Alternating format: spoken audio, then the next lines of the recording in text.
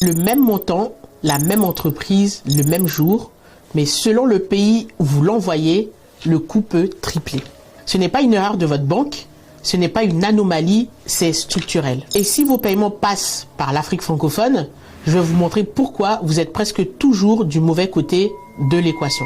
Si vous me découvrez dans cette vidéo, je m'appelle Elodie, j'ai fondé Effet 21 Conseil pour permettre aux entreprises d'encaisser et de payer à l'international moins cher et vite. On a tous en tête l'idée qu'un virement, c'est un virement, que le prix dépend de votre banque ou du montant que vous envoyez. C'est faux. Le facteur qui décide vraiment le coût, ce n'est ni votre banque, ni le montant, c'est la destination. Plus précisément, la popularité de l'axe que votre argent emprunte. En jargon, on appelle ça un corridor de paiement. Et tous les corridors ne se valent pas. Prenons deux exemples opposés. Premier cas, un paiement entre l'Europe et les États-Unis. L'euro contre le dollar. C'est l'autoroute des paiements mondiaux. Des volumes colossaux tous les jours. Les banques se connectent directement entre elles et quand il y a beaucoup de monde sur un axe, la concurrence fait le travail, le change est serré, les frais sont bas.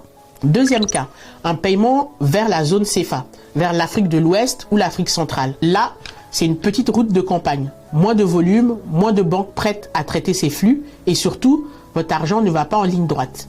Il passe par une chaîne de banques intermédiaires qu'on appelle les banques correspondantes. Chaque intermédiaire de cette chaîne prend sa part et à chaque étape, on convertit, on reconvertit à un taux que vous ne contrôlez jamais. Voilà le mécanisme. Le coût de votre paiement ne suit pas le montant, il suit la géographie. Et maintenant les chiffres, pas les miens, ceux du Financial Stability Board, l'organe du G20. La moyenne mondiale d'un paiement transfrontalier tourne autour d'1,5%. Mais depuis l'Afrique subsaharienne, on monte entre 3 et 3,5%, soit 2 à 4 fois plus cher.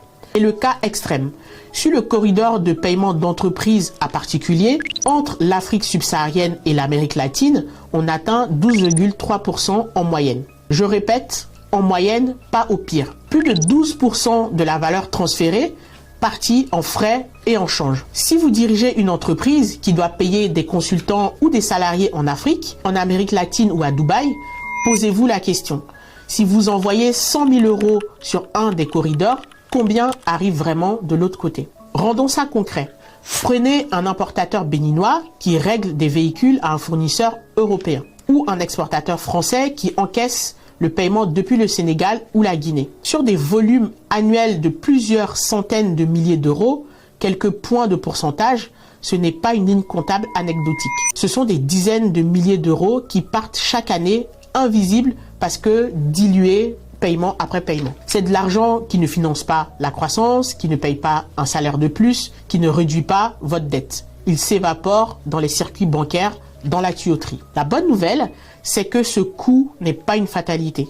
Il vient de l'infrastructure, pas de votre pays. Et la vraie bonne nouvelle, c'est qu'il existe une nouvelle infrastructure qui transforme les paiements internationaux à tel point que des géants tels que Western Union, Stripe, Mastercard et Visa l'utilisent. Il s'agit des stablecoins. Un stablecoin, c'est une version numérique de l'euro ou du dollar qui circule sur une blockchain, ce qui la rend plus rapide et moins coûteuse à déplacer. J'ai fait une vidéo complète sur les stablecoins, notamment sur leur utilisation en entreprise. Je vous invite à aller la voir, le lien se trouve en description. Ce qu'il faut retenir, c'est que ces fameux stablecoins ont le super pouvoir de rendre vos paiements à l'étranger transparents, rapides et surtout moins chers. Alors, pourquoi ne sont-ils pas plus adoptés? Eh bien, parce que malgré leur efficacité redoutable, beaucoup d'entreprises les associent encore à la spéculation des crypto-monnaies et surtout ne savent pas par où commencer. C'est pour cette raison que j'ai développé une approche en 4 étapes pour intégrer les stablecoins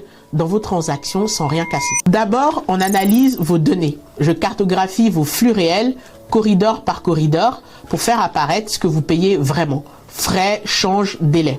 Ensuite, on évalue la meilleure façon d'intégrer les stablecoins dans votre contexte. Quel corridor mérite qu'on s'y attaque en premier, avec quels outils, sans toucher ce qui marche déjà. Puis, on expérimente sur quelques transactions réelles en parallèle de votre banque. On mesure, chiffre en main, sans engagement à l'aveugle. Et enfin, je vous remets une recommandation claire.